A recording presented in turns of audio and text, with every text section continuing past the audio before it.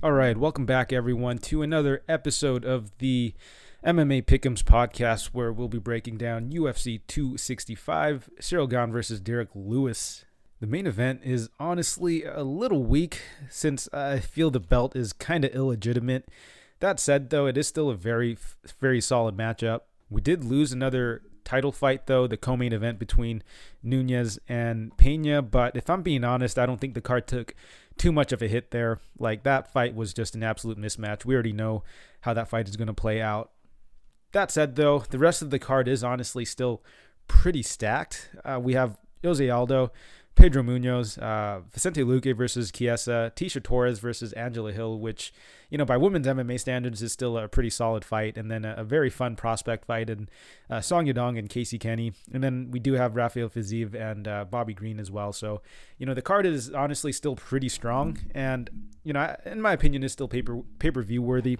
It does start off a little weak, but, overall the card is still very good, very solid. And like always, before we get any further, we do have to do the review and recaps for the previous week, which, was absolutely atrocious. Once again, I've dropped a significant amount of units. Went down 9.5 units actually on the UFC card. Just absolutely horrendous. Very, very poor decision making there. Ended up putting money on fights that I said I wouldn't bet, but being the true degenerate that I am, I did end up pulling the trigger on a number of fights. So I don't really have anyone to blame but myself here. So let's rub a little salt in the wound now, shall we? All right, kicking off the night, we got let's see here. I put a quarter of a unit on Koski to win in round 3. I just felt that the pressure of Koski would get to Rowe, and seeing how Rowe was really unloading on Koski in the second round, if he wasn't able to get Rowe or Koski out of there, I had a feeling that Koski would be able to mount a comeback in round 3, but obviously he was able to get him out of there. But this was really just a little flyer on that round 3 prop. Nothing I'm too upset about. But moving along, I also had 0.75 units on Kamaka to win by decision, and that was a fight where initially I did feel that Kamaka's pressure and pace would be able to win him a decision. And, that was a really weird fight where the tables were kind of turned and Kamaka was the one working the leg kicks. Chavez didn't really throw much, but that would have been a pretty comfortable decision win for Kamaka had he not raked Danny Chavez's eyes and just kicked him in the nuts a number of times. So, not too upset about that. I think that was a very, very cashable fight. It just didn't really swing our way that time. But after that, it was where things went really downhill. So, we did have a 1.5 unit bet on Ryan Benoit. I honestly just thought he would be able to outclass a super green opponent in Zaruk Adeshev. The guy's 3-3, hasn't really fought anyone good. And, Benoit just kind of dropped the ball there, right? I mean, I should have known better than to bet a guy who doesn't even pronounce his own name correctly. But the L's don't stop there, fellas. We also had initially Rafa Garcia in a parlay with Nico Montano. Montano obviously, came in 8 pounds overweight and wasn't able to fight, so it ended up just being Garcia to win straight, essentially. And, this was a fight I said I wasn't going to bet. I had said in the breakdown that if Garcia wasn't able to get the finish early, it could be a very sloppy back-and-forth fight, and that's exactly what happened. But, midway through the week, I was redoing a bit of tape on Gritzmacher, and, I just felt that, with how bad he looked, I just thought he was super washed, and there was just no way Garcia wouldn't win. And, lo and behold, the guy, has him rocked in that first round, isn't able to get the finish, and it becomes a very sloppy, grindy sort of fight that Gritzmacher won. So that was one where I really should have just stuck with my original take and just not bet the fight, but I just couldn't help it, and I ended up paying the price. And moving forward, Brian Barberena. So, yeah, I put him in a parlay with Sean Strickland. That was one that I had actually locked in, before last week. And so at the time, when I was recording the podcast and when I had locked in the bet, I was unaware of the fact that Barberena had fucking life-changing surgery like a few months before. But, had I known that, I probably wouldn't have played him. The guy honestly just looked a little flat in there. And outside of that, not much more to say there. The guy just wasn't able to get it done. And going forward, Jason Witt still is a pretty easy fade, though. But moving along, I did also put a little bit on on Shine Baze by decision. So, like I said before, I felt that, Baze is just the better fighter in there. And I didn't want to lay the chalk on the money line. I just thought that, it'd be a kind of back and forth striking fight. And should it have gone to the ground, I would have favored Baze there pretty significantly. I just did not expect DePaula to get up and put her head right into a head kick. And lastly, Sean Strickland did have him in the parlay with Barberena. Obviously, Barberena kind of fucked that parlay there. But I did have a number of round props that I took on Sean Strickland, round 2, 3, and 4, where, I just felt that the pressure and pace of Strickland would eventually get to Hall. And I just felt that in any one of those rounds, he could have gotten the finish. And I think in the third round, he did actually come pretty close, but I think he just decided to just go to the grappling a bit to kind of play it safe. And ultimately, that was really only about like half a unit spread across those 3 props. But, still a pretty bad losing night. I think just L's all around. Kind of impressive, honestly, how it kind of shook out. But yeah, it was a card I did say was kind of dicey to bet on, and I still dropped like that many units on it. So, I kind of deserve it, but, we got to move on from that. But yeah, we do have a pretty solid card to look forward to here. I think there are a few decent spots as well. So yeah, definitely looking to bounce back here. But, without further ado, let's get right into this card. All right, and kicking off the card in what I assume is the first fight according to Tapology, we have Johnny Munoz Jr. versus Jamey Simmons. And Simmons is going to be the plus 190 underdog. Munoz is the minus 225 favorite, and I think I'll start with Munoz first. So on the feet, I don't think Munoz's striking is that great. His hands look a little slow to me, if I'm being honest. I have seen him throw some spinning attacks. His defensive striking is not that great. He is kind of hittable, but overall, I think his striking has been somewhat serviceable for this level. But, going forward, that is definitely something he'll need to shore up. But, that can be somewhat overlooked at this point in his career because, he's still pretty young. And the guy is primarily a grappler.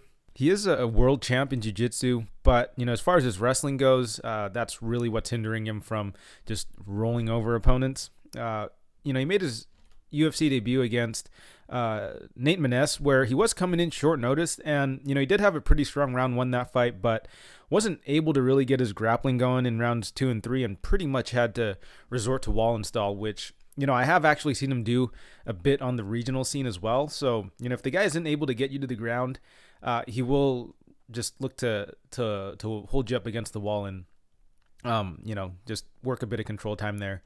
And in his fight against Maness, he landed a number of nut shots and did get a point deducted, but I was honestly a little surprised they scored the fight in Maness's favor because for a good amount of that fight, Munoz did have a decent amount of control time.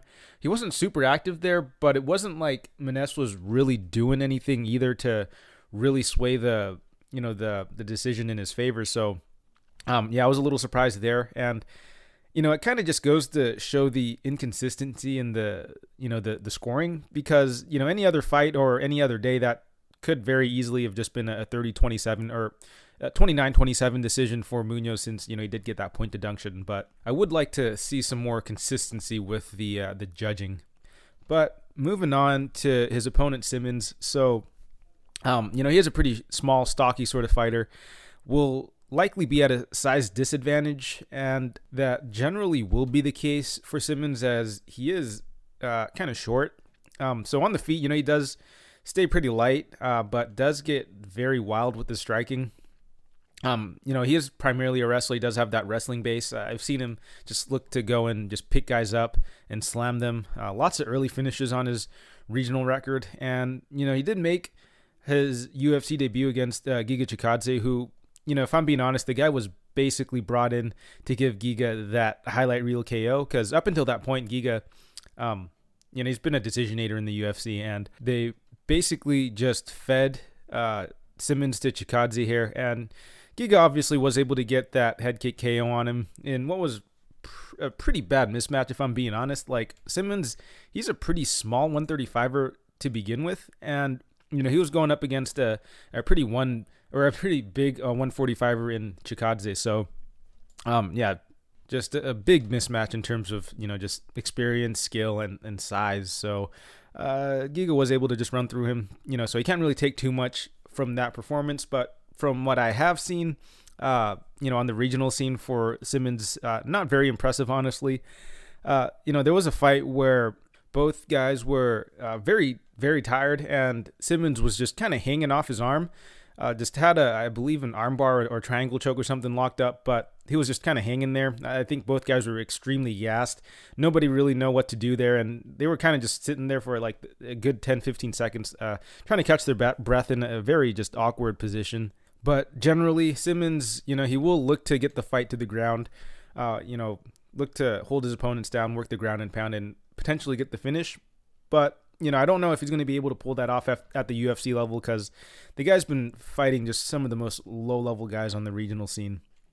And, as far as this matchup goes, I don't know how much success he'll have on the ground here, as, he'll be going up against a very high-level jiu-jitsu guy in Munoz. And, if anything, he might have a bit more success on the feet, but I do expect Munoz to initiate the grappling, just because, on the feet, I do think that Munoz or Simmons is probably going to be the quicker fighter.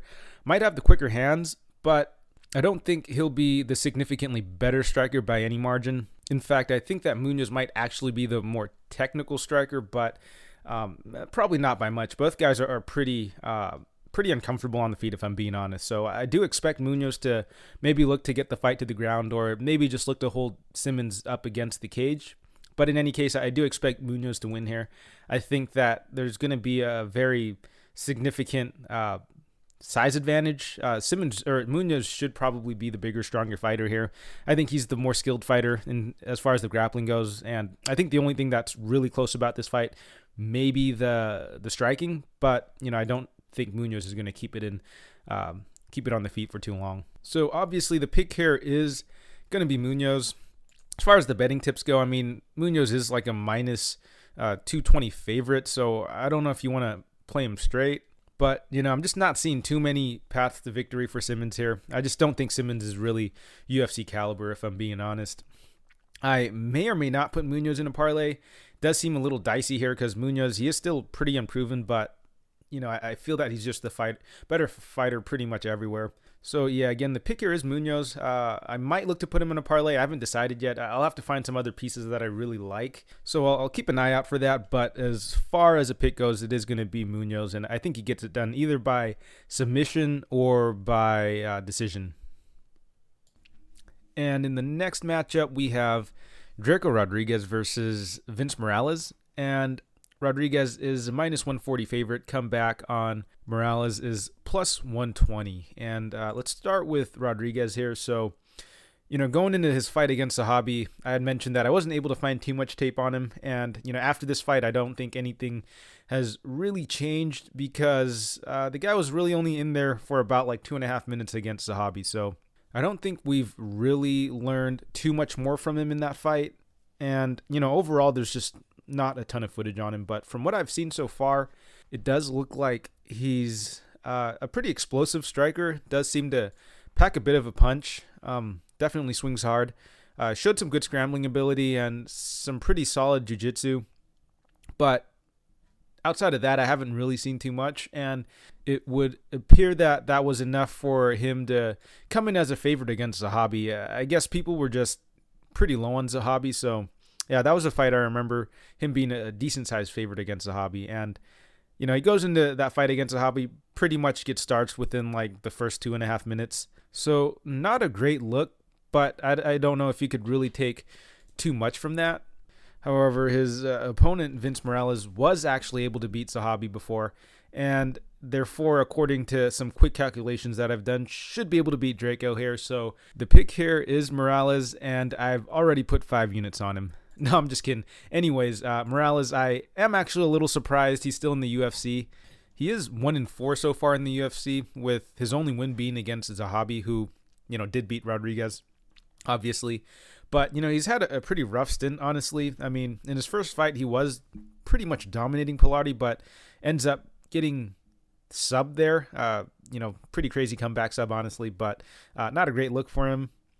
And then he goes and fights Song Yadong, who is, pretty solid prospect at the time, who's also going to be fighting on this card a little later. But, that was a pretty competitive fight. So against a solid fighter. You couldn't really, knock him too much for that. And then he gets matched up with Sahabi, beats him pretty comfortably there. And then, was in a pretty competitive fight with Lopez where, he arguably could have won that fight, but was backing up pretty much the whole fight. And, outside of getting that round 1 knockdown, wasn't really doing much to really put a stamp on the fight. And then in his most recent matchup, he gets finished by leg kicks against Gutierrez, which not a great look in my opinion, considering the guy wasn't really getting much offense off either.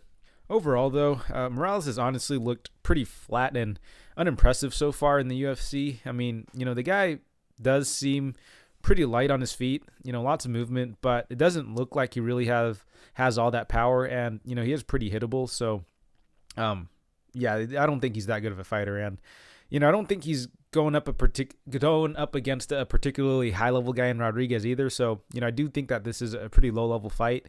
And for that reason, it's going to be really hard for me to pick a side, especially since there's pretty limited footage on Rodriguez. But just based off of what I've seen, I do have to slightly lean Rodriguez. I think the odds are about right here. I think Rodriguez should be a slight favorite. But, you do have to consider the fact that Morales, he was somewhat competitive in his UFC fights, although I'd say the only... Well, you know what? He actually did face some decent, competition in the UFC in Gutierrez and Song Yadong, who are, I'd say, UFC caliber fighters, whereas with Rodriguez, he's still pretty unproven. But, just based off of what I've seen, I think Rodriguez definitely has a bit more upside here. I think that, he's probably going to be landing some of the harder shots. I think Morales, he might have some of the volume advantage, but outside of that, I think that Rodriguez should take it. He does seem like he might be a bit more well-rounded also. So for that reason, I am going to side with Rodriguez here. I don't think I'll bet this fight at all. I think that there's just a lot of variables, a lot of unknowns for both fighters. Rodriguez is, a little unproven to be laying chalk on, but at the same time, Morales just has not looked good whatsoever. And I'll need a little more than plus 120 to bet him. So the pick here is Rodriguez, but definitely looking to pass on this fight as far as bets go. And moving right along, we have Victoria Leonardo versus Melissa Gatto, and Gatto's the minus 127 favorite. Come back on Leonardo is plus 107. And let's start with Gatto first. Let's start with Leonardo. On the feet, Leonardo does seem to have some pretty heavy hands, but honestly, she does seem a little slow, and her striking also looks a bit telegraphed, and, she is definitely a bit hittable. I'm not just talking about her performance against Fiorot either, because, Fiorot, she's an absolute beast in there, and, you can't really hold that against her too much, but even on the regional scene, Leonardo was getting touched up against very low-level strikers, if I'm being honest, and in her fight against Blanchfield was pretty much able to just land the same head kick over and over on Leonardo, and was eventually able to get her out of there. Honestly, Leonardo's looked pretty sloppy on the feet, and with how competitive she's been with, low-level strikers on Invicta, it's just not a great look. And, in her Dana White's Contender Series fight, she did go to her grappling a bit, but outside of that, she's been primarily a striker, and honestly a pretty bad one at that. Luckily for her, though, her opponent Gatto doesn't seem to really have much striking either. She does appear to be primarily a grappler. Was able to find some really, really shitty footage of her on YouTube, but from what I've seen, she's generally looking to get the fight to the ground. On the feet, she looks pretty bad, if I'm being honest. But yeah, just going over some of the regional footage, she actually did fight Karol Rosa, who is in the UFC now. And, that was a fight where Rosa was having a lot of success actually in the clinch, actually had Gatto on the ground on numerous occasions, was controlling her there for, a good few minutes.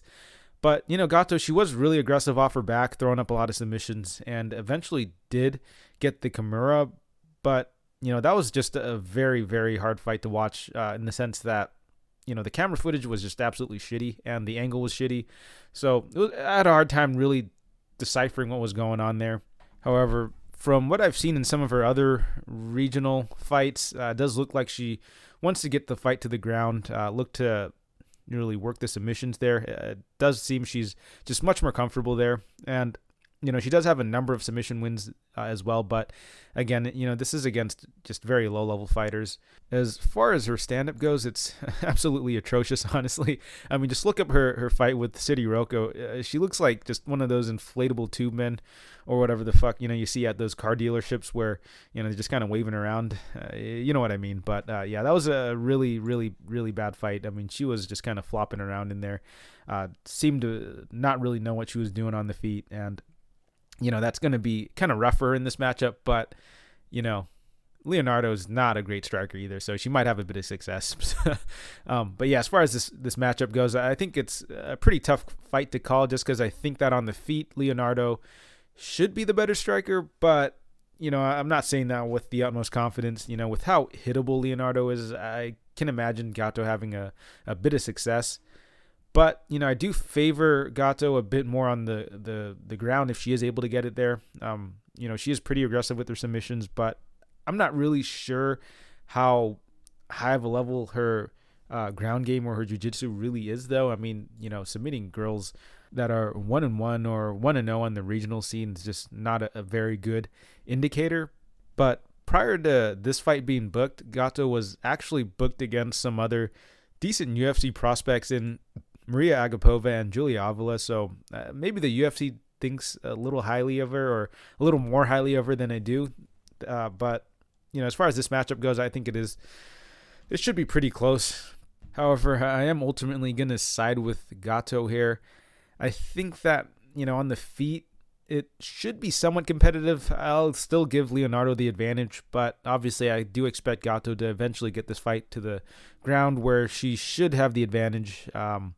So yeah, I'm gonna go with Gatto. Very low confidence. I think she could either get it done by submission or decision, but I wouldn't be surprised if Leonardo was able to keep the fight standing and just beat her up on the feet either. So ultimately, I will side with Gatto. Won't look to bet this fight at all. I think there's just a lot of uncertainty around this fight. Both very low-level fighters, and both very, very unproven. So I'm gonna pick Gatto, but I will just pass on this fight from a betting perspective.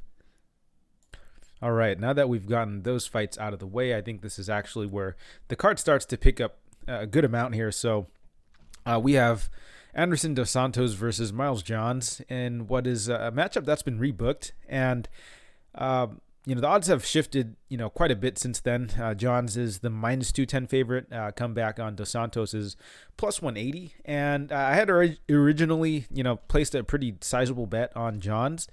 And, my opinion has slightly shifted now that the odds have, widened up a little bit. But I do still have the same sentiments. The only thing is, I feel like the value has kind of tanked a little bit. Obviously, I do still see some marginal value on Johns here, but, nothing crazy, because I believe before I had him locked in at -170. After they rebooked the fight, they pretty much opened the lines up at where they had kind of closed before the fight got canceled. So as it stands now, I just don't see a tremendous amount of value on dos Santos, and I was able to dig into this fight a little more, and I can see how this is a matchup that can give John some trouble. But let's take a look at dos Santos first, so I can kind of clarify what I'm saying. Dos Santos primarily a pressure boxer who has a really solid jiu-jitsu game, and on the feet he does have pretty explosive striking. Will look to move forward. And, he is extremely hittable, though, but that's not really going to deter him from moving forward. The guy is, extremely aggressive. Like, he almost never wants to move back. And that sort of style is, extremely frustrating and kind of hard to deal with if you're not a fighter that could really have them respect you. And, Johns, he's a solid wrestler, and his boxing is kind of coming along. He does seem to have some power, but I just don't think he's quite on that level in terms of his striking to really make dos Santos respect his striking just yet. I could be wrong here. I mean, he could just come out here and starch dos Santos. Johns does have power. Dos Santos is extremely hittable, but if he isn't able to knock dos Santos out, I could potentially see the pressure of dos Santos giving Miles Johns some trouble, especially with some of the cardio concerns that have kind of surfaced with Johns. The guy does tend to slow down a bit. And, you don't really want that to happen against someone like Dos Santos, who is going to back you down, who's very aggressive. And, if he does smell blood in the water, he is going to flurry on you and look to get you out of there.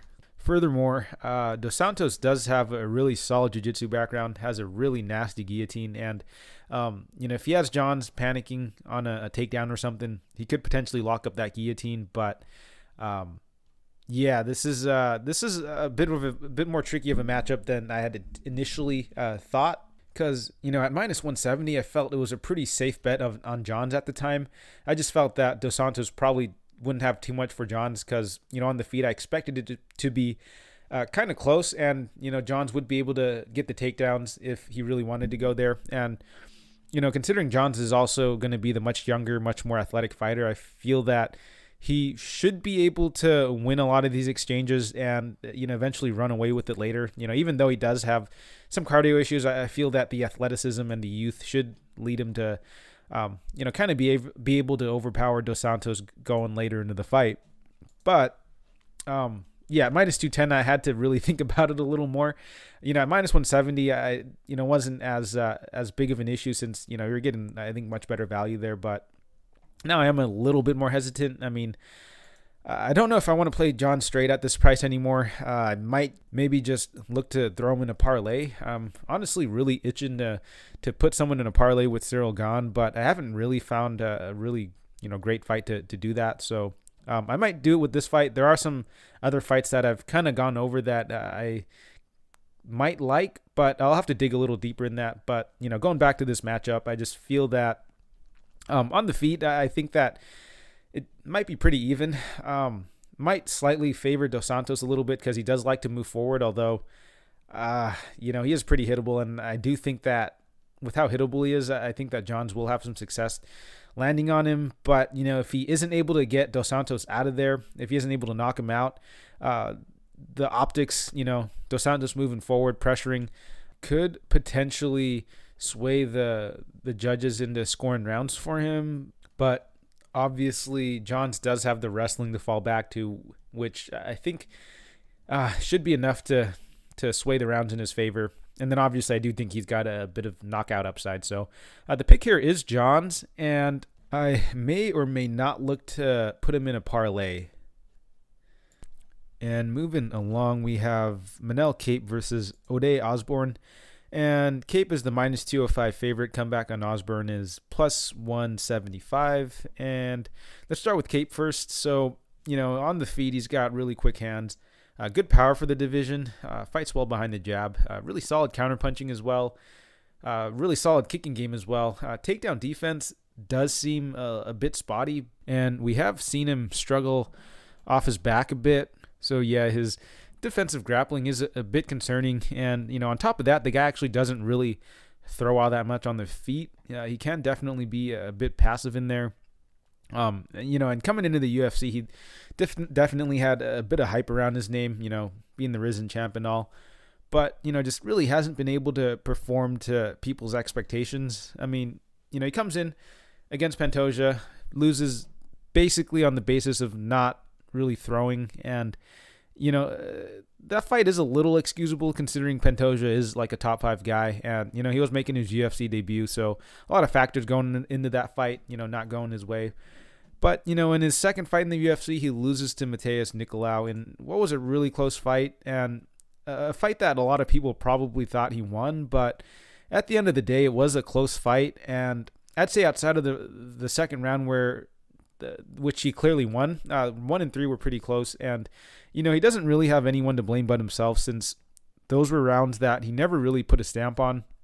And we saw his, passiveness kind of kick in there, I think, in the third round where, that was a fight where it was definitely, I think, 1-1 going into the third round. And he just didn't really show a lot of urgency. And, we saw that in his fight against Pantoja as well. But, now he's in a situation where he's really, I think, in a do or die scenario, because if he can't beat Ode Osbourne here, I think they're probably going to ship his ass back to Risen. And, that's not to say that Osbourne's not a bad fighter or anything. He does have very explosive striking. But, as far as experience, level of competition, and, just technical acumen, I think that Kape should just be on another level, honestly.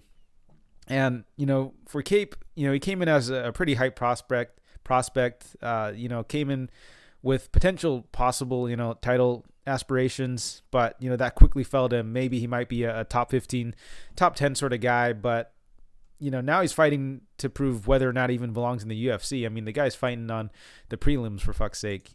So this is a pretty big prove it spot, and, I do think that he can get it done here. I think that, he definitely does belong in the UFC. I think he's a pretty solid technical fighter. And, Osbourne, he does seem to have some power and, again, is very explosive. But, Osbourne is a pretty wild striker on the feet. And, he might even be the better athlete, honestly. But I think Kape is going to be the much more technical striker. Outside of that, though, Osbourne's got a ton of early finishes. And he's really just fought a bunch of nobodies, if I'm being honest.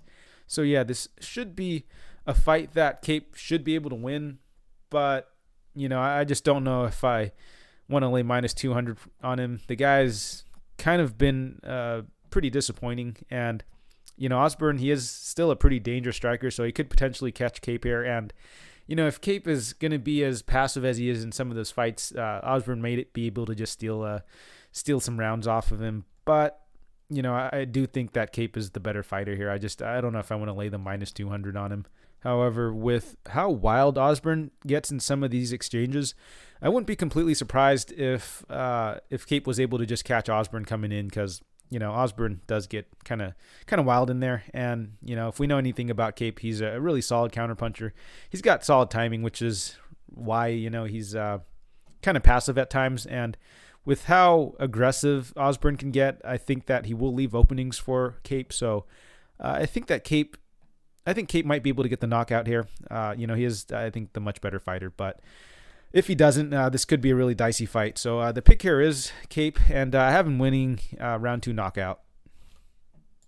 In the next fight, we have Jessica Penne versus Karolina Kowalkiewicz, and Penne's Kowalkiewicz is the minus 125 favorite.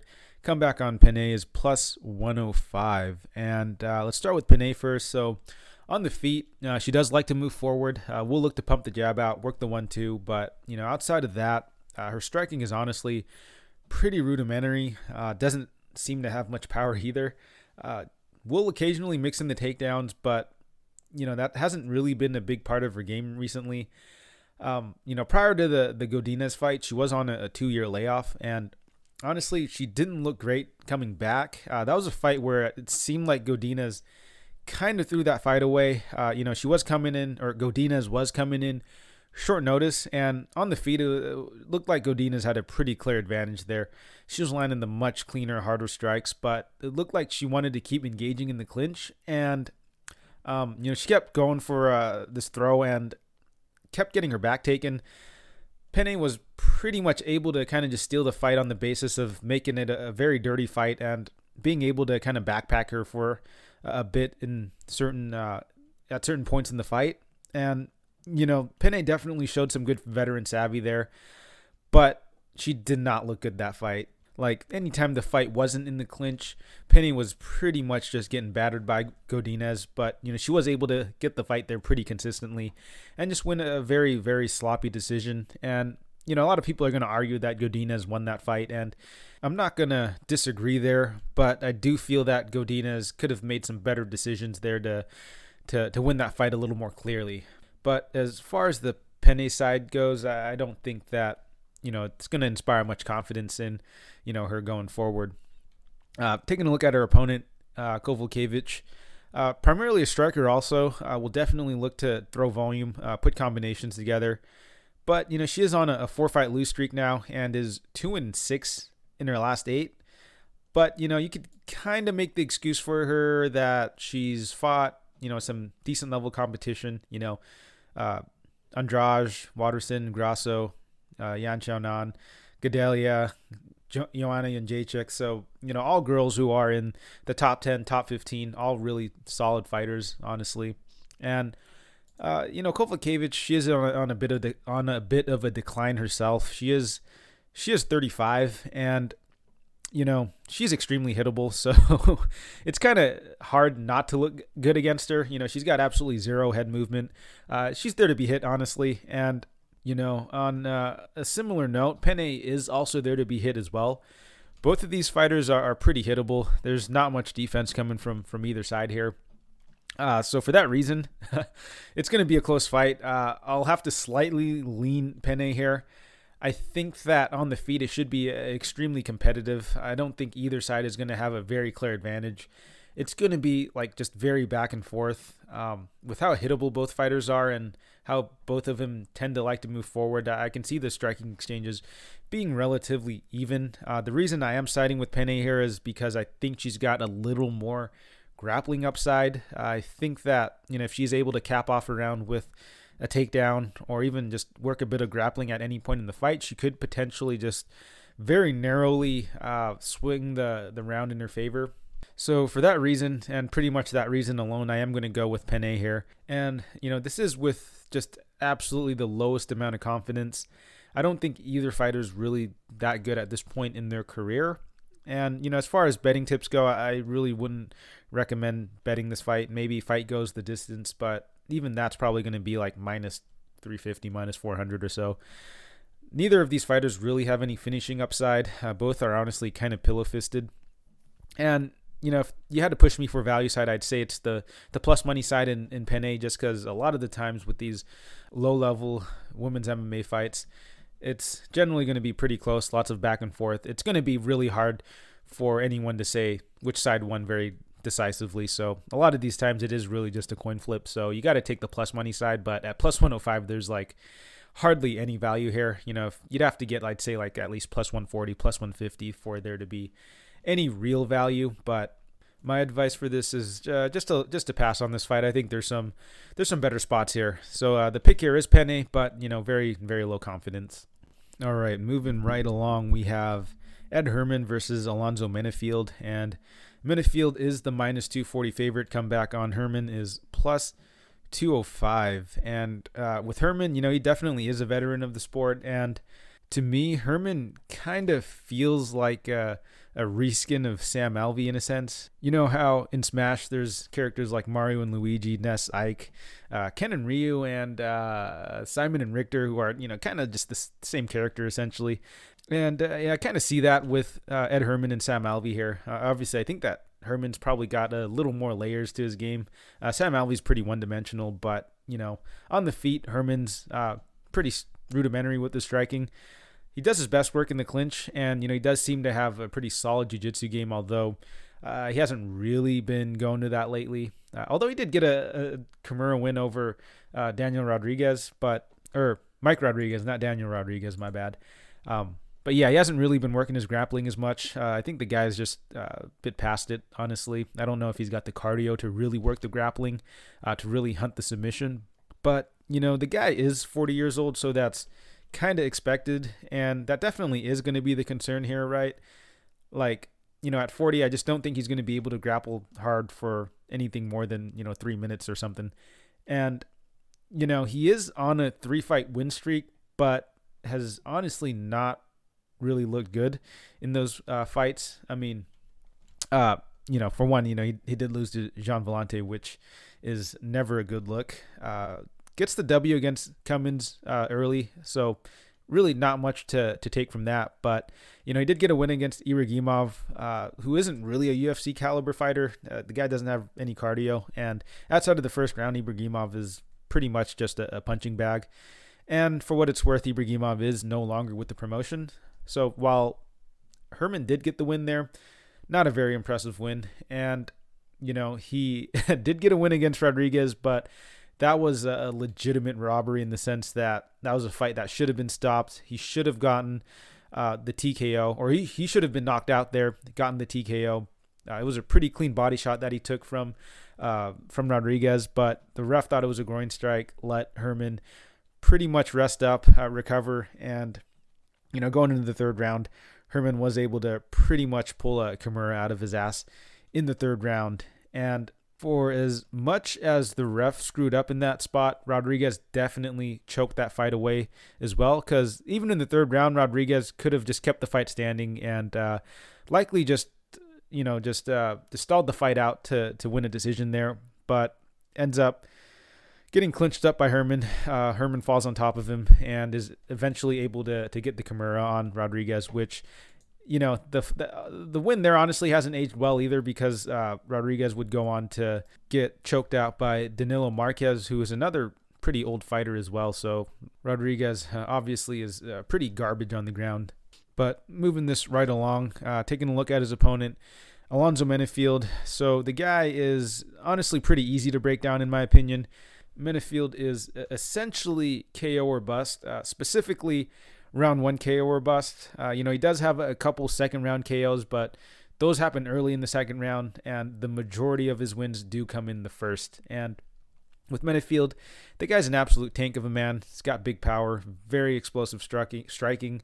Definitely does have fuck you knockout power. Isn't the most technical, but it doesn't really matter, because if he is able to touch you, you're pretty much out.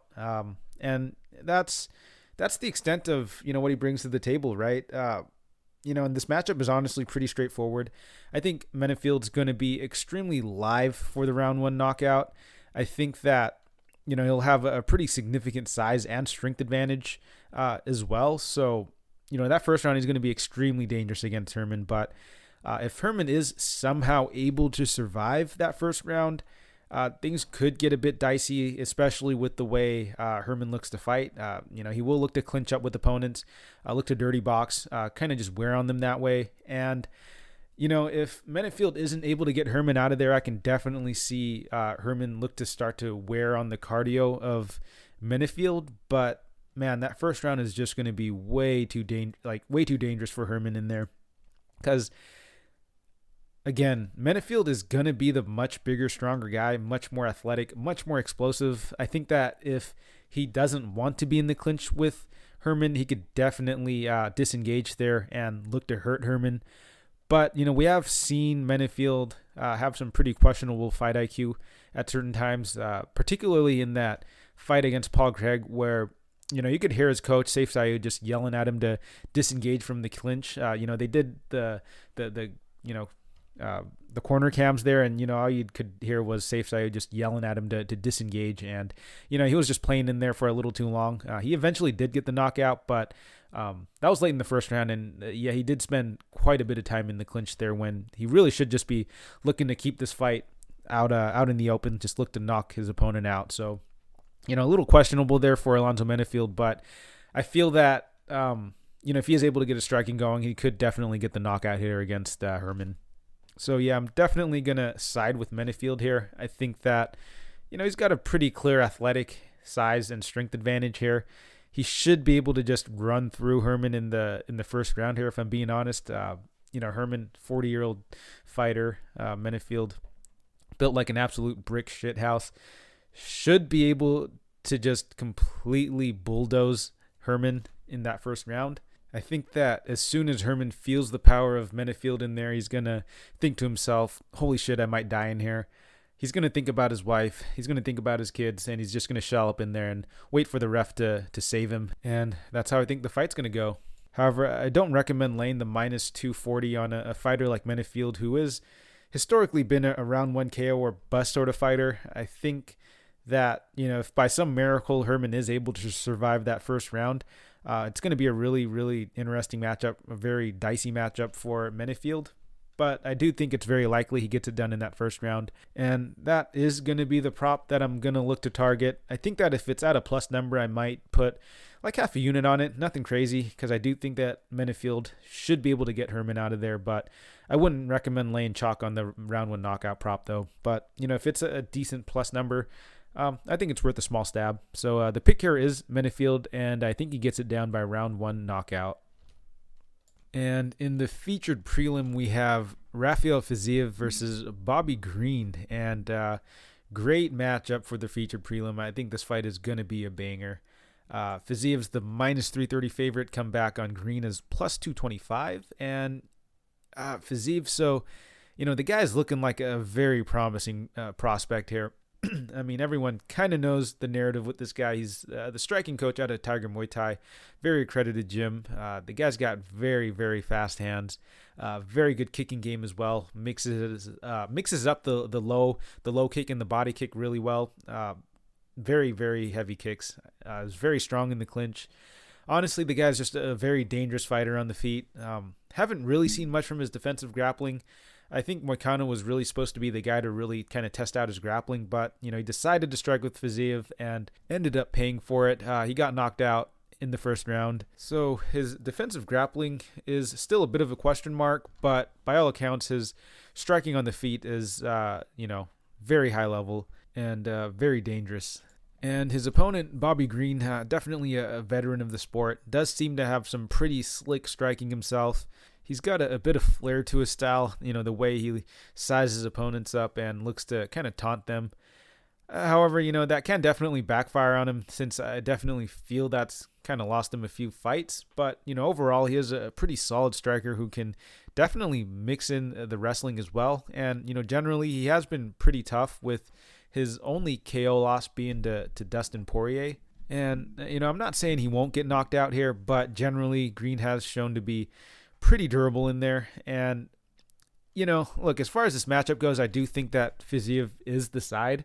I think Fiziev's, he's going to be the more explosive striker. He's going to be the much younger guy. And obviously he's looked a lot better in his most recent fights than Green, right? However, Green's actually looked pretty solid in his recent fights as well. It's just, he's not getting these flashy knockouts. He's not doing the fucking Matrix in there like Fiziev is, but, he was piecing up Thiago Moises. He beat Alan Patrick pretty comfortably. He was touching Lando Venata up pretty well, so Bobby Green still looking pretty solid, just not as flashy.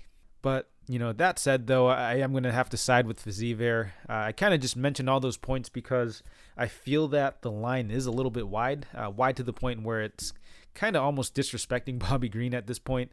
I mean, I think on the feet, I do give the advantage to Fiziev a bit. I think that the kicks should be there all day for Fiziev. Because with Green, he does stand a little heavy on that lead leg. And, in his fight against Venata was actually having a lot of success kicking at the legs of Green. And with how kick-heavy Fiziev's game is, I definitely see that being a target for Fiziev. And I see him having a lot of success there. However, I don't think that Green is going to be an easy matchup for Fiziev. Green's actually got really solid boxing, and he's a really solid striker as well. And he is a proven vet, whereas with Fiziev, his best win obviously is going to be Moicano. Finishing him in that first round is definitely a feather in the cap, but outside of that, he hasn't really beaten anyone that good, although, the guy definitely passes the eye test, so it's kind of hard for me to really make up my mind here because, on one hand, he's still somewhat unproven, but, his win against Moicano was really impressive, and he did look really good against Diakese and Alex White. However, I just don't think he's really fought a striker on the level of Bobby Green just yet. Diakese and White, I don't think are really good strikers. Moicano has decent striking, but, the guy is really, at the end of the day, is, he's a submission guy. He's a grappler. Whereas with Green, the guy is pretty much a striker, and he's fought some pretty high-level guys in there in Venata. Well, Venata twice. I mean, Venata's got slick striking, but I don't think he's super high-level. But, he has fought Poirier, obviously, Edson Barboza. He's been in there with James Krause, and even, what's his name? Tim Means way back in the day. So the guy's definitely battle tested. He's fought some pretty solid strikers in there. So this will be a good test for Fiziev. And I do think that he can win this. But, at minus 300, I think that it is getting a little bit egregious. I'd like to see him in there against a more layered striker before laying that much chalk on him, honestly. And, before going into tape, I thought that Fiziev might be someone I'd throw in a parlay. But, at the odds that it stands now, I think that if it continues to get any wider, I might actually have to take a half unit stab on Green, just because I feel that Green can definitely give Fiziev a bit of trouble, or at least, be competitive on the feet.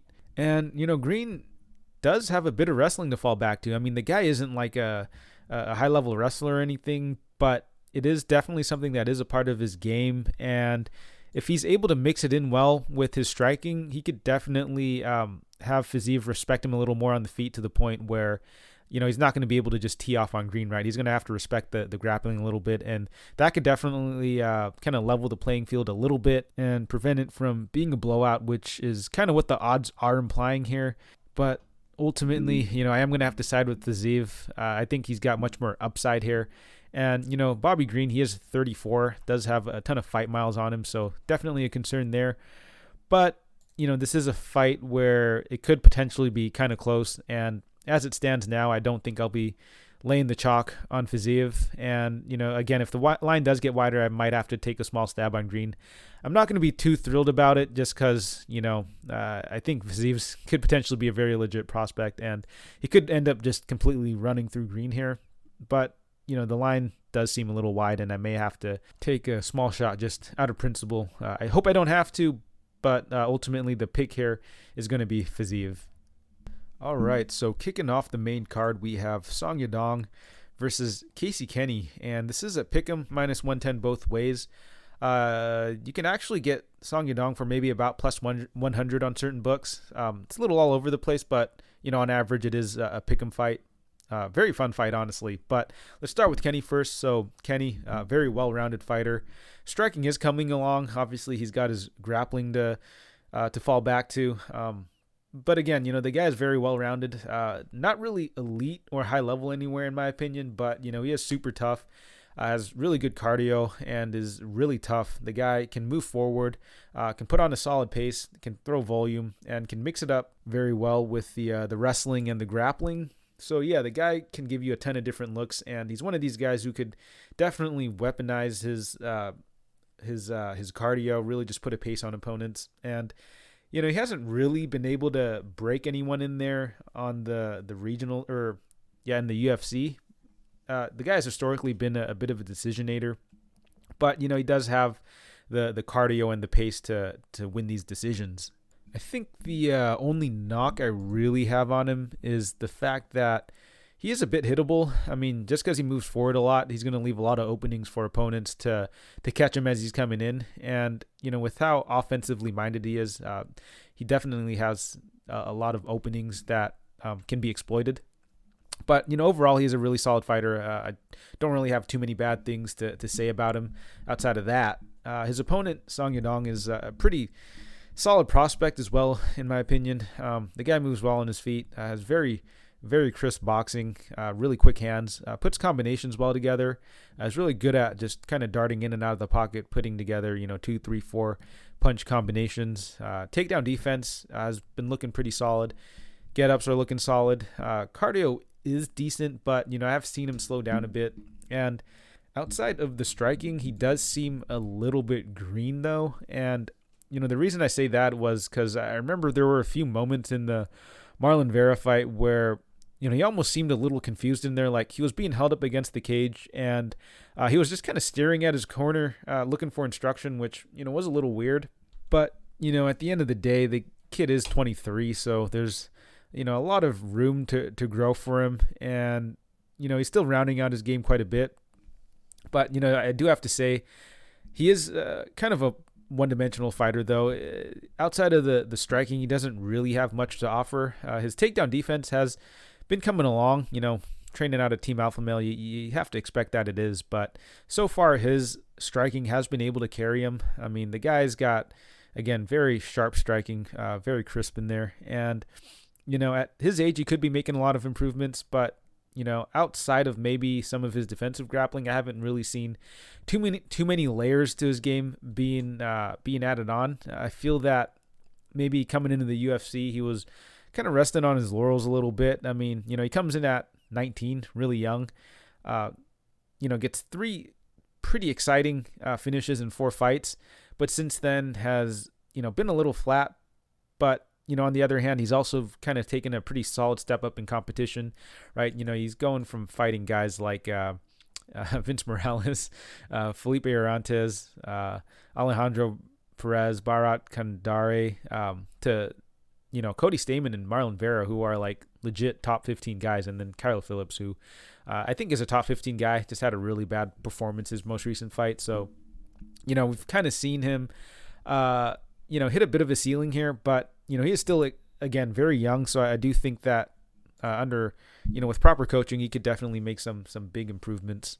However, we can't really make those assumptions, so we really just have to go off of what we've seen. And if I'm being honest, from what we've seen, I think that this is a somewhat favorable matchup for Song Yadong. And it might not seem that way after what I've said about both fighters so far, but I think that on the feet, Yadong should have the advantage. I think that he'll be landing the cleaner, more effective shots, and probably the shots that are more eye-catching to the refs, right? I think that, if both guys do land the same amount of significant strikes, I think that Yadong will likely be landing the cleaner shots, like the more the shots that are just much better optically, right? And it's kind of hard for me to explain this, but I'll try my best to do this. And what I mean by that is I think that, Song Yadong has some very aesthetically pleasing striking. I mean, just the way he puts his combinations together, the way he moves in and out of the pocket. I think that the guy's got, very, very crisp, very smooth striking. And I think that's kind of what pushed the fight in his favor against Vera and Stamen. I'm not saying I agree with those decisions, but I can see why the judges scored it in his favor, because I think on the feet he was, it looked like he was landing the much harder shots, whereas Vera and Stamen, they both had some control time. I think that they scored the striking exchanges for Yadong a little bit more than they did the grappling exchanges for Vera and Stamen, and I kind of see this playing out similarly for Song Yadong here. Kenney, he's I think he might be a step behind in terms of the striking.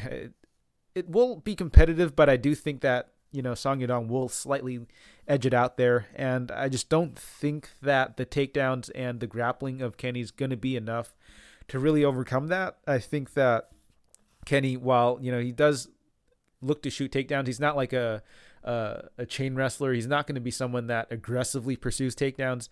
He's someone that will mix it in there, but he's not he's not a hard-nosed grappler or anything. And I don't think that he's got good enough wrestling to really take Song Yadong down and hold him down.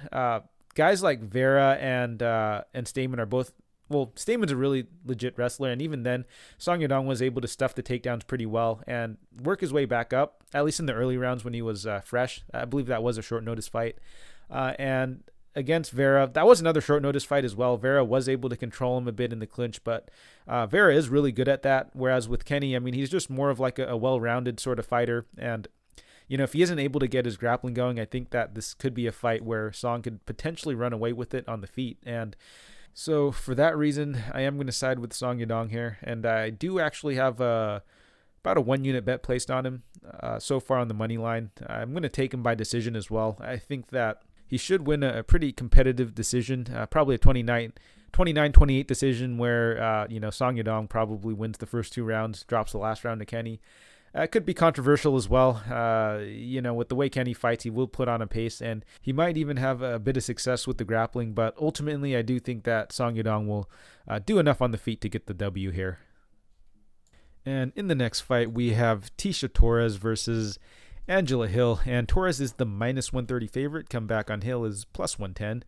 And I just got to say, the matchups have been on point so far. Very competitive matchmaking. Very solid matchups, honestly. But taking a look at this fight, we have Tecia Torres, who, very solid striker, does give up a lot of size. And, at 5'1", she's going to be one of the smaller fighters in the division. Usually is giving up a decent amount of size, but she usually does give a pretty good account of herself. She is pretty jacked in there and is extremely tenacious.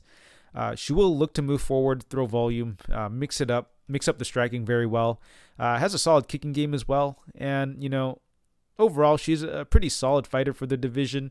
And at one point, she was on like a 4-fight losing streak. But if you look at the fighters that she's losing to, they're all very solid fighters, all comfortably in the top 5, top 10 sort of area. So while I don't think she'll ever be champ, I think that she's definitely got the tools to be a very solid top 10, top 15 sort of gatekeeper. And her opponent, Angela Hill, is in a pretty similar situation.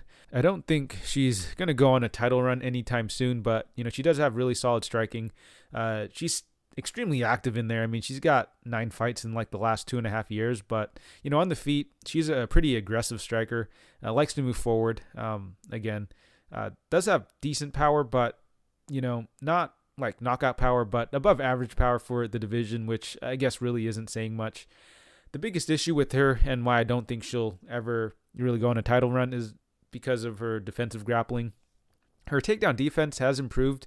It is solid, but once you get her on her back, she really doesn't have a ton of urgency to get back up and is honestly not that good off her back. And this may not be a big factor for this fight since Torres is primarily a striker, but I think if Torres is coming into this with a good game plan, she should definitely look to mix in some wrestling, even though that's not like a big part of her game. And I suspect she will because they've actually fought before way back in 2015. And, interestingly enough, I think Torres was like 5-0 at the time. And Hill was like 2-0, so very, very green at the time for both fighters. But that was a fight where Torres was able to get the win just on the basis of being able to take Hill down and get enough control time to win the decision there. And that's honestly been the bane of Hill's UFC career so far. And while I feel that, Hill has made some improvements with her takedown defense, her bottom game is still pretty bad. And so for that reason, I do have to side with Torres here. I think that, like, on the feet, it should be pretty competitive. Hill does have the physical advantages as far as, like, height and reach goes, but Hill isn't really the type of fighter to really stick and move on the outside. She generally looks to kind of crash the distance and make it a very just kind of brawly sort of fight almost. Not to that extent, but just Hill isn't really the type of fighter to point fight, which is what I'm trying to say here and why I don't think that the reach and the size is going to matter too much. So ultimately, I feel that the striking exchanges are going to be pretty close. You could argue that maybe Hill will have a slight advantage there, but I think it's going to be pretty 50-50 on the feet. But the reason I am siding with Torres here and why I actually did put a bet on her was because I feel that if Torres is able to mix in a bit of wrestling at any point, I think she could end up running away with the fight pretty clearly. And I do think that should 100% be her game plan here, right? Like, again, on the feet, I think it is close, but whoever is able to put their stamp on each round is going to be able to win the fight. And I think that Torres has got the upside to do that by a pretty wide margin. I think that the obvious game plan for Torres would be to just look to strike with Hill on the feet for maybe 3.5-4 minutes and then look to just close out a round, with the wrestling. Either just look to take her down or hold her up against the cage and just get the control time a bit, to end the rounds off. Because like I said before, I think it's going to be a competitive fight on the streak. I don't think either fighter is going to be blowing out the other fighter. It's going to be the one who is able to put the stamp on each round that wins the fight. And I think that for Torres to win, all she has to do is secure a bit of control time to end the round.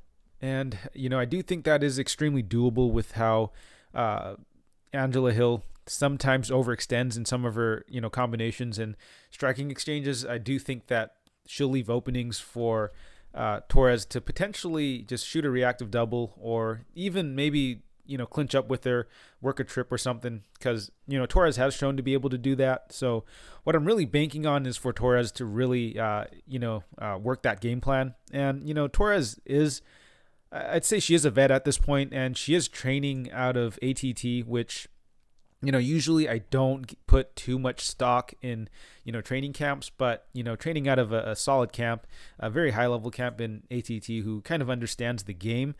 I expect her to honestly come out with that sort of game plan. And so, yeah, for that reason, I am going to side with Torres here. And I do already have a 1.5 unit bet placed on her. I am probably going to put a little more on Torres by decision as well when that prop comes out because she's historically been a decisionator. Out of all of her fights in the UFC, I think she's only gotten two finishes. One was against Juliana Lima, and the other, I think, in her most recent fight against Sam Hughes, right? And that was like an injury stoppage too, so it wasn't even like she put her out or anything. So yeah, I got Tecia Torres here. I think she wins a pretty comfortable decision. And in the next fight, we have Michael Chiesa versus Vicente Luque, and Luque is the minus 125 favorite. Come back on Chiesa's plus 105, and we have a really interesting fight here. Definitely a clash of styles. We have Chiesa the grappler versus Luque, who is primarily a striker. And I just quickly have to add, watching Chiesa fight at 155 was such a trip. I mean, the guy looked like an absolute corpse in there in some of his fights. And then, you watch his most recent fight with Magny, and, you wonder how he ever made 155. But anyways, he's fighting at 170 now. And even at 170, he is still pretty big. He's got a pretty solid frame for the division, and he uses it pretty well to really just look to wet blanket his opponents. He'll look for the body lock, look for the trip, and once he's on top of you, he is pretty heavy there. He will hunt for subs, but he is someone who does look to prioritize control.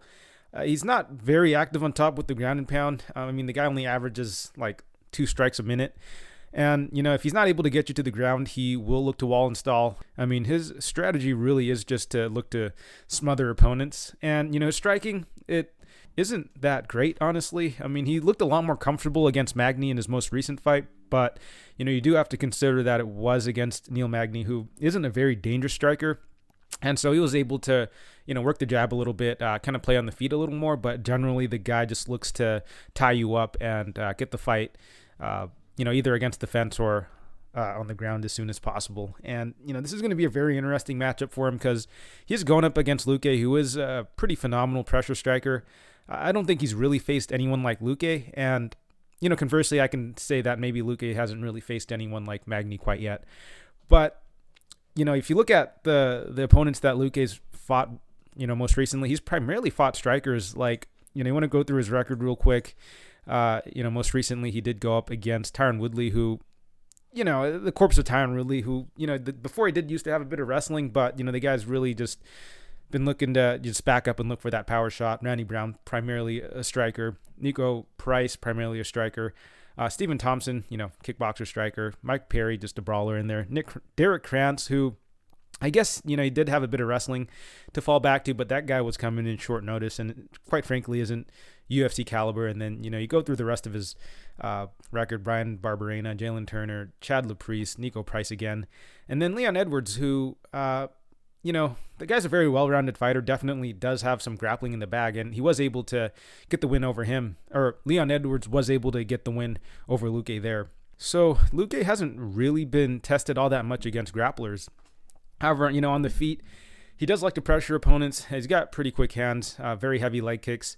Honestly, he reminds me a little bit of Paulo Costa, or rather, Costa kind of reminds me of Luque in the sense that, heavy pressure fighters look to just back him down, just overwhelm you with pressure. Obviously there are going to be just some differences in their style, but I do see a few similarities there. Anyways, so the guy is, very, very aggressive on the feet.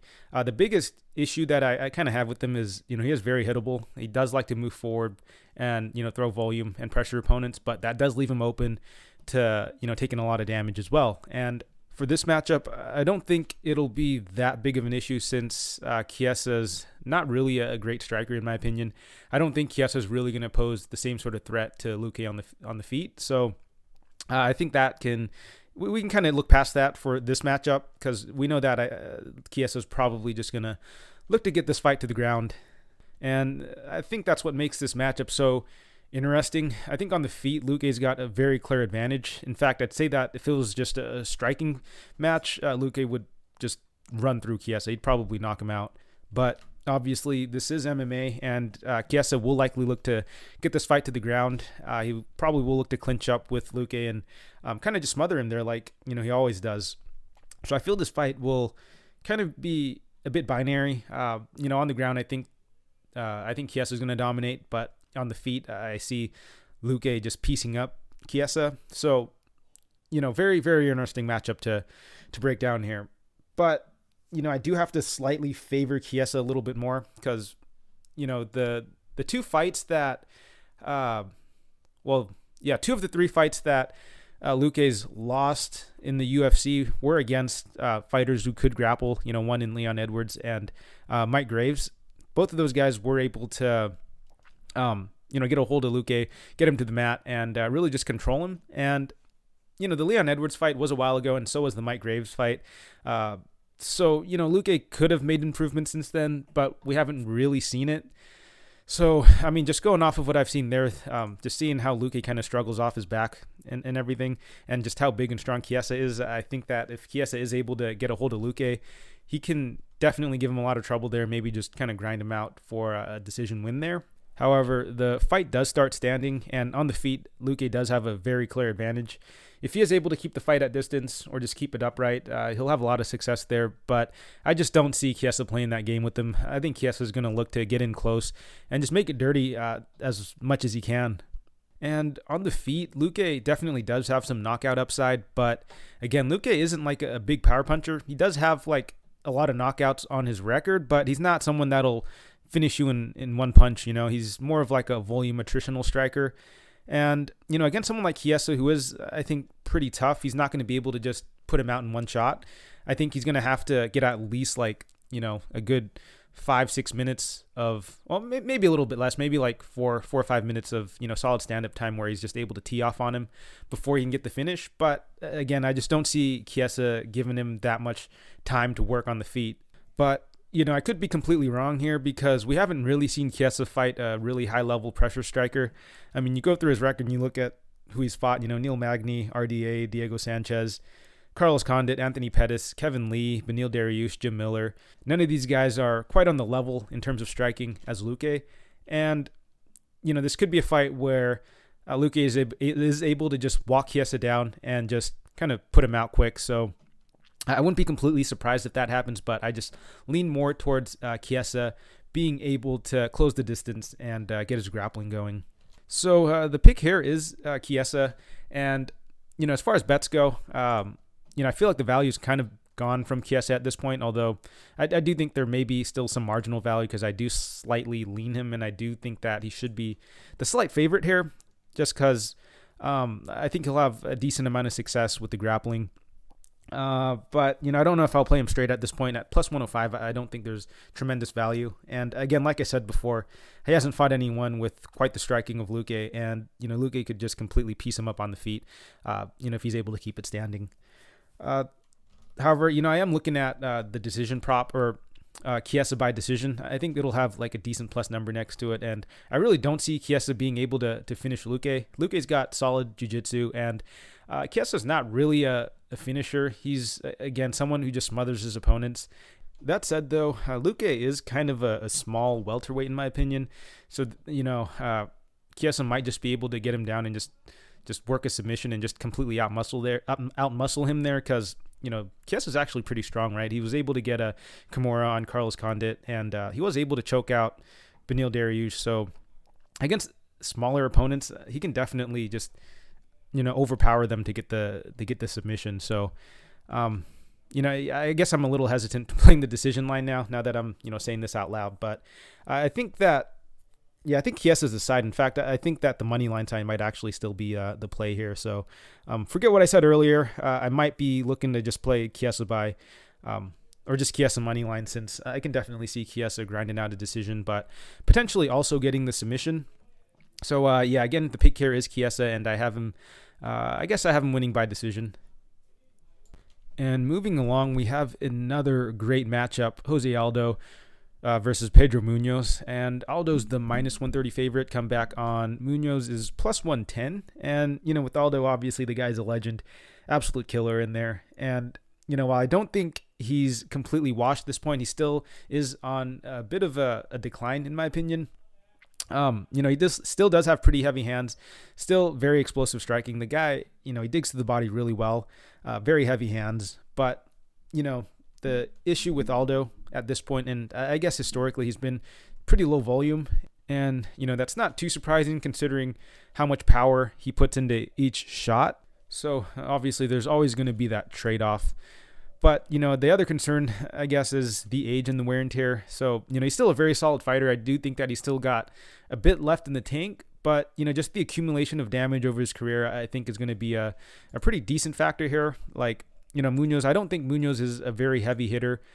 But, when you get to that age and with that much wear and tear for Aldo, I think the cliff is, just around the corner. And, while Munoz isn't exactly like a killer on the feet, I don't think he's got, crazy knockout power or anything. The guy still can definitely crack. And, he's got some very nasty leg kicks that could, that I can definitely see him using to chew up the leg of Aldo. But this is still definitely a winnable matchup for Aldo here. He's not going up against a young killer like Peter Yan, or even to an extent someone like Marlon Moraes or Alexander Volkanovski, who very, very high level fighters who are, of the next generation, in my opinion. He's getting a decent matchup here in Pedro Munhoz, who I'd say is of the same era, someone who, has been in the game for quite a while, and who historically hasn't really been like a contender. Like, not to be disrespectful of Munoz here, because the guy has definitely had a very solid career, but I feel like he's always just been right on the outside of contention. Anyways, with Munoz, the guy's an absolute grinder in there. He's always going to put up a tough fight. He likes to move forward, just throw volume. Again, not a super dangerous striker, but does have some really nasty leg kicks. And with how durable he is totally fine with just going in there and trading with opponents. But, I'd say this is a pretty tough fight to call, and is actually a very interesting stylistic matchup. We have two guys who are essentially on like just completely different ends of the spectrum when it comes to the striking. We have a very heavy-handed knockout artist in Aldo versus a volume pressure striker in Munoz. So I think this is a fight that should be about 50-50, honestly. I think that it'll really just come down to what the judges are, looking to what the judges prefer to see in there, honestly. Like if they like the volume of Munoz, the pressure of Munoz over like the heavier shots that Aldo will likely land. I think that Munoz will undoubtedly be just eating some bombs in there, but he also will be moving forward. He will be looking to pressure Aldo in there, and he definitely will be looking to chop at the legs. And something to consider here is the effectiveness of his leg kicks, right? Like in his last fight against Rivera's, he was able to just chop at the leg of Rivera, not Rivera's, what the fuck. But yeah, he was able to chop at the legs of Rivera. He had him hurt early, and I think that not only does it take away the base of your opponent, but it also looks good to the judges, right? If the guy's just hobbled in there and he's just his legs like all chewed up and he's barely able to stand on it, I think that definitely influences the judging there a bit. And if he's able to get a few of those kicks off on Aldo and Aldo's kind of just hobbling in there, then I do think that the judges will look to score that in his favor. And then on top of that, he will likely be moving forward, and he's going to be throwing strikes in there as well. So I think that definitely is a factor here for Munoz. And so for that reason, I am going to side with Munoz here. I think that he is the value side. I think this is ultimately a 50-50 fight. I just got to go with the volume and the aggression of Munoz. And with how low output Aldo could be at certain times, he's going to have to really land those shots, and he's really going to have to hurt Munoz in there for him to, I think, swing the rounds in his favor. And, Munoz, the guy's historically been pretty tough. I don't think he's ever been knocked out before, so the guy is just absolutely cast iron in there. I don't really see Aldo being able to finish him, although, I think Aldo's probably going to be the heaviest hitter that he'll have fought, right? I mean, he did go up against Garbrandt, who does have really quick hands, very explosive striking, but I think it's a different sort of power that Aldo brings to the table. So yeah, this will be a pretty back and forth fight in my opinion, but ultimately I am going to side with Munoz here. And as far as betting tips go, I think Munoz actually opened up as a bigger dog, and the value is definitely diminished, but I do still see a little bit of value here on Munoz at plus money. Not tremendous value because, again, this is a pretty back and forth fight, but yeah, I am going to side with Munoz here. I think it's going to be potentially a very close split decision. People probably going to be crying robbery on either side, but I think this will be a very fun fight. All right, and we are at the main event: Ciryl Gane versus Derrick Lewis, and Gane is the minus 350 favorite.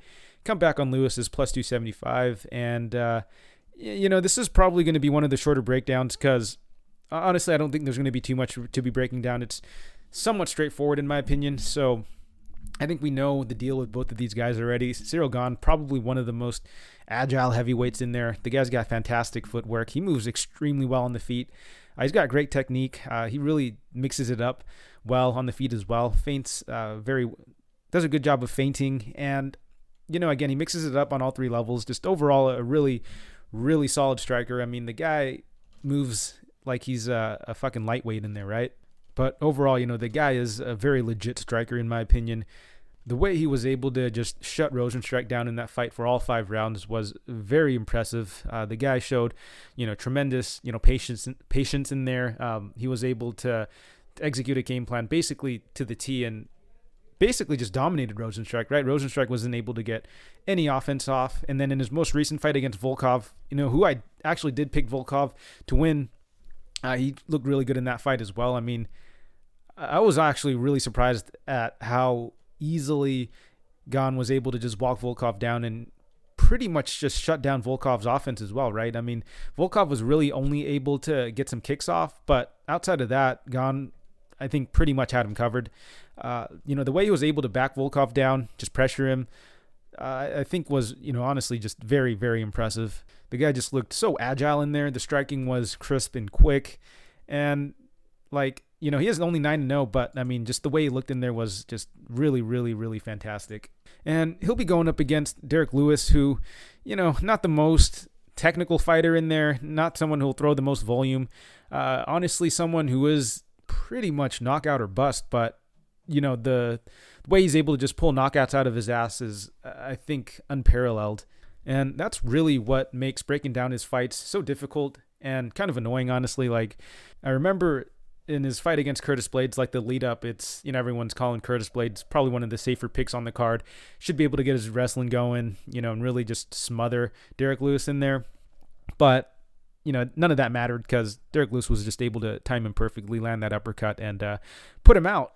And really, that's all that matters with Lewis, right? The guy's got fuck you power, and, if he's able to touch you, you're out. And, he does carry that power well all through 5 rounds, so he's going to be dangerous at any point in the fight, and if you're not careful, he could definitely knock you out. However, I just feel that for this matchup, Gane has just got him just covered on the feet. He should be able to honestly outclass Lewis for all 5 rounds. I think he could definitely keep it tight, keep it clean in there, and kind of just pick at Lewis at distance, if I'm being honest. Gane will have the size and the reach advantage. I think he's going to be the superior athlete in there. He's going to be a bit quicker in there as well. I honestly see this being pretty similar to the Rozenstruik fight, where he's kind of able to just keep it at distance, kind of nullify the offense of Lewis, and just kind of just outpoint him. So the pick, obviously, for me is going to be Ciryl Gane. I think that, again, on the feet, he should have Lewis covered. I don't think that Lewis is going to be able to land one of his knockout shots. And, this is a fight where I actually would be pretty surprised if Lewis was able to knock Gane out. In his last fight against Rozenstruik, I wouldn't say I was completely surprised by that. That was definitely an outcome, but that wasn't something that I thought would be very likely. But, for this matchup, I would actually be pretty surprised.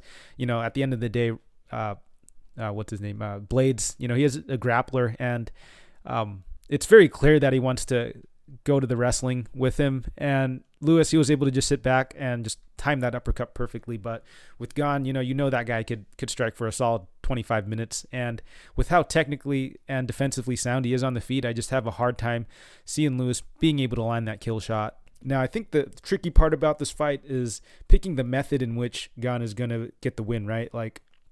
I think the most obvious choice here is probably Gane by decision. The guy historically has been a decisionator, and with the amount of power that Lewis carries, I can definitely see Gane just playing it safe, just outstriking him, just outpointing him for 25 minutes. But the lines that have opened are suggesting that Gane wins by TKO, right? I think right now it's at about minus or plus 125, whereas the Gane by decision is plus 160, 170, somewhere around there. So, the bookies are expecting Gane to finish Lewis, right? It's more likely that, he gets the finish than he does get the decision win. So, that is very interesting. And, I might be overthinking it here because Going into this fight, I had expected Gane to, or I was thinking that Gane would get it done via decision like he always does. But where the line is right now for the decision and the knockout props has me a little concerned. It makes me think that the Gane by decision prop is a bit of a trap because of just how big the number is. You'd think that it'd be about even money, right? But apparently not. So I guess the bookies are thinking that Lewis might be a little fragile in there because he has been finished, albeit against, pretty solid strikers in JDS and Mark Hunt, right? Pretty dangerous strikers in there. And Gane historically hasn't really been a finisher, at least on the UFC level.